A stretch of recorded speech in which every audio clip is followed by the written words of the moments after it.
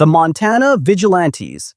Paris Pfouts is having a good day. His store in Virginia City is busy. Miners coming in and out all morning, buying rope, flour, pickaxes, the ordinary supplies of ordinary men doing ordinary work. He has built something real here, a merchant operation in the middle of the Montana wilderness that is actually working. Things are going well, and then a man comes through the door and tells him what they found in the snow. But to understand what Pfouts does next, you need to understand what Montana was in 1862.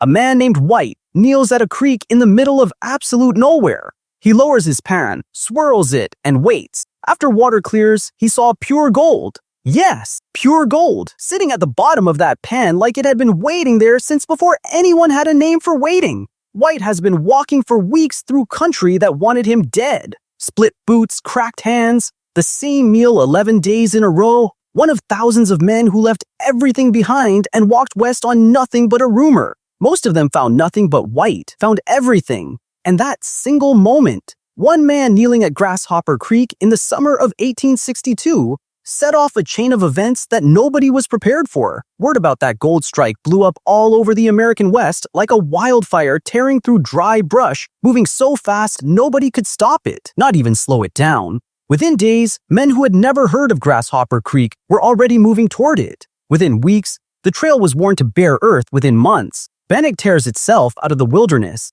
tents, then timber, then something that almost looks like a street. Strike after strike after strike. In less than 2 years, Montana goes from absolute silence to tens of thousands of people packed into mining camps carved from raw wilderness, connected by nothing but mountain trails and the desperate hope that they make it to the next camp alive. No government, no courts, no law of any kind, just men and gold and everything that follows when you put those two things together with nobody watching. And here is where it gets interesting, because into this lawless gold-soaked who appears to be exactly what everyone needs, a man. His name is Henry Plummer. Clean boots, a coat that fits properly, the kind of face that makes strangers trust him before he opens his mouth. He runs for sheriff of Bannack in 1863. The miners line up to vote for him. Finally, someone to bring order to all of this. Finally, someone to stand between them and the dark. They shake his hand. They sleep a little better that night. And here is the irony. The man they just elected to protect them from criminals is already running the most dangerous criminal operation in Montana. His name on the ballot was the worst thing that ever happened to this territory. Plummer settles in fast. He gets comfortable behind the desk, learns the territory, builds his network quietly while everyone around him sleeps soundly. Because the sheriff is on the job. His men call themselves the Innocents. There is nothing innocent about them.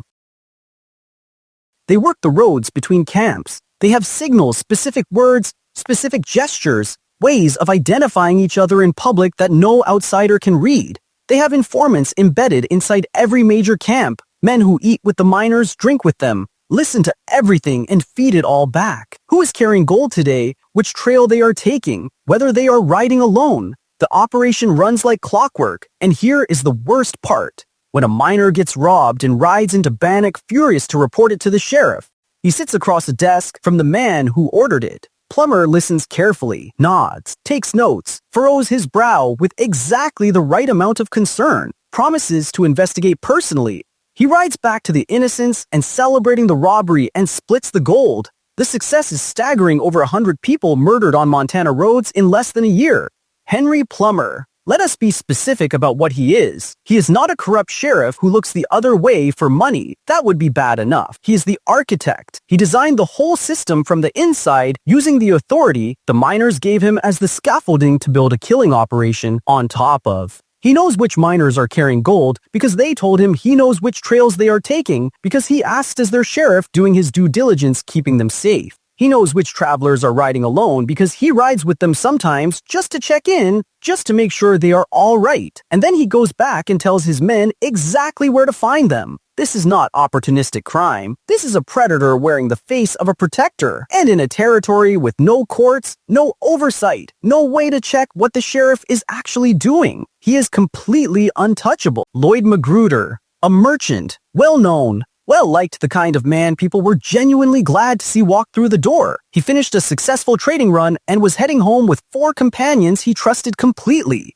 men he had traveled with before. 3 of those 4 companions were innocents. They killed him deep in the mountains, buried everything, sold the mules, rode back into camp, relaxed, unhurried, sat down at a table in a saloon and ordered a drink. It took months for anyone to piece together what happened, and when the story finally came out, a chill moved through every merchant in the territory that had nothing to do with the Montana winter. Because if Lloyd Magruder, a man that known that connected, that trusted, could disappear on a road, then nobody was safe. And then, Nicholas Tbalt was 22 years old. He had crossed an ocean to be here, left behind everyone he had ever known to come to this raw, impossible place and build something. He worked harder than most men twice his age. He spoke with an accent that made certain men underestimate him, which he was used to and had learned to ignore. He had plans, the quiet kind, the kind a 22-year-old carries in his chest about what his life is going to look like in 5 years and 10 when all this hard work finally turns into something. He was sent on a simple errand between camps,